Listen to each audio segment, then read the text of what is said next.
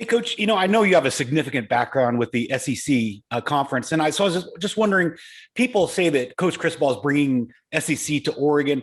I'm wondering your perspective, how close is Oregon? How competitive would Oregon be in the SEC right now? Sure. Well, I think that's a good question. One, I would say it's real difficult to say that Oregon couldn't be competitive anywhere that Oregon is, right? I think that we have a talented team. We're talented. I think we have some depth in the right spots. But there's still a lot of questions, just like there is with every team out there in the country right now. So I mean, we're a long way away from being a finished product. Right now we're a work in progress. And I think right now we're working to be the team that I feel like can reach their full potential of the talent that we have. So we're a long way away to say that we're going to be competitive and what we would do anywhere. But I do feel like we're talented enough. We have good enough coaches. We have good enough schemes and the right people here to go out and be competitive anywhere. There are two places. Max Torres, Ducks Digest. Coach, great to see you again. When we're looking at young wide receivers that can make an impact pretty early, what are some of the things that you're looking at that, you need to see, like they need to check these boxes when they're making that transition to the next level? Sure. Well, the biggest thing that doesn't translate from high school to college when it comes to wide receiver play is the ability to be able to beat man to man.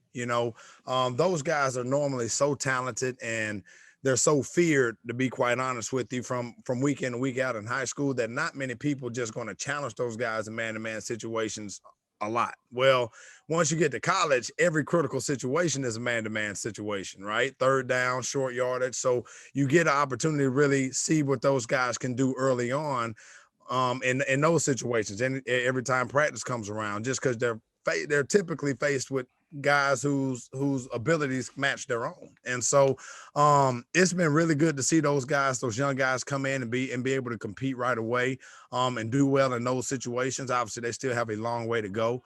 But that's something that we constantly work on in our room, to go out there and be able to beat man to man, especially in those critical situations, because that's what you're going to be called to do at the receiver position. Matt Preem, 247 Sports. Brian, feels like maybe you've got like a perfect scenario from a competition standpoint. A bunch of senior guys coming back and they want to play and finish their careers out, and some established younger guys, and a bunch of talented recruits who want to play. Can you maybe just give us an idea of what competition is like right now at that receiver spot for you guys? And yeah, I mean, there's competition at every spot, just like you would think it would be. The older guys have done a really, really, really good job of coming in and mentoring the young guys. But the one thing that I'm really proud of the older guys, the approach that they've taken and the approach that we have in our room is competition is welcome. It brings out the best in everybody, makes everybody be sharp, and makes everybody have to go out there and do the very best that they can do every single day. And it's welcome and it's encouraged. And the older guys are setting the standard when it comes to that. And the younger guys are doing a really good job of just following the line into the standard that those older guys set in that regard. So it's been really positive to see. We just finished our 5th practice, so it's still fairly early, but it's really good to see those older guys and those younger guys go out there and be able to swap reps and go in there and make plays when they're called upon. James Crapia, the Oregonian. Brian, just what did it mean to you as a position coach for Johnny and J-Red to come back, and what are each of them bringing back to the room by returning, and what do they have to improve on? Sure. Those guys, just having those guys off the field is just as valuable as and probably even more valuable than having them on the field, just for what they bring to their approach every single day. And those guys have played so much football, and they know what it takes in order to go out there and do well on Saturdays, and how everything leading up until those moments are really important. Okay, so they understand the importance of walkthroughs and meetings and taking notes and everything else that we really focus upon to get the finished product of what you see out there on Saturdays, and they epitomize that. And so that has probably been the biggest that's been the biggest value that they've had. Obviously, they're good players. They've made a bunch of plays. They played a bunch of ball. But just the approach they bring to every single day in our room really, really helps. And so, they obviously, man, they're not finished products, just like anybody who goes out there and practices. And they got stuff that they got to make sure that they're working on and continue to get better at also. But just their off the field approach right now has been what's most valuable about those two guys. Dylan Rubin King, Ducks Digest. Coach, on Thursday, Johnny Johnson had some really high praise for Troy Franklin, said his hands are second to none. You've seen a lot of wide receivers throughout your time coaching. Where does he rank in terms of his catching ability, and what else have you seen from him in camp so far? Well, like I said, we just finished up our 5th practice. So I'm not gonna go and say go too far one way or the other. But I will say I'm really impressed with how both Troy and Dante have come in and been able to come in, and they look like a fish in water. It's not like those guys come out and they stand out from a knowing what to do standpoint. They do a really good job of studying, making sure that they're right on their assignments, that they know what to do and how to do. And I feel like they've come in and been able to be really comfortable in that realm. So now they could just go out there and focus on playing well. They're not going out there confused. They're not going out there thinking too much and trying to overthink things. And so, but both of those guys, man, they're really coachable. They're really talented.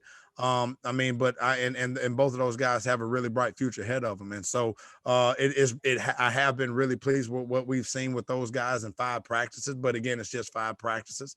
And so, man, there's still a lot of work to be done, but they've done a good job up until this point. Ryan Thorburn, Register Guard. Bryan, I realize Troy Dye obviously is officially, or Travis Dye is obviously officially a running back, but what made him so explosive in the passing game last year? And do you think he'll evolve even further in year 2 in the system in that aspect? Yeah, I do. The thing is, Travis is such a unique talent in the regard of he does have receiver-like skills and being able to get open and beat man-to-man. And the thing I feel like Coach Moorhead did a really good job of, the offensive staff did a really good job of, is making sure that he was, always constantly matching him up with people where we could take advantage of that, and putting him in situations where we can take advantage of that, whether that be formationally or whether that be, by doing different things in order to get him in the matchup that we like. But obviously, man, a lot of it just goes to the talent that he is. And then, those guys going out there and making those plays. So, I do feel like that he obviously gives you the ability to be able to go and build upon that. Time will tell. And like I said, man, it's been really good to see kind of what he's been able to do so far during spring practice. We got time for 2 more. AJ Jacobs and Rivals. Coach, I'm curious, has stepped into the leadership roles in the wide receiver unit this year?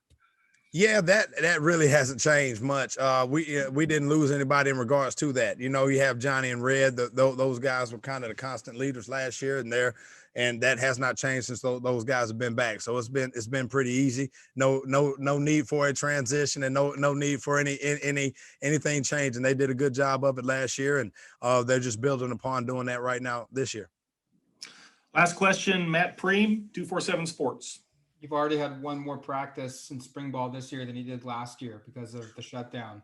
I guess with those extra 11 practices that you get now, where do you see the improvement? Like, what are the benefits that you're going to get that you maybe didn't get last year? Yeah, well, the sport of football is just a developmental sport in general, right? I mean, you need bank reps, you need as far as technique wise, as far as assignment wise. I mean, it's such a developmental sport. It's a reason guys don't go straight from high school to the NFL in this sport. And I think the more reps you can get guys is the better, so I think the improvement is going to come with every single day that we can get out there and be able to practice. That's what you need. You need practice in order to get better.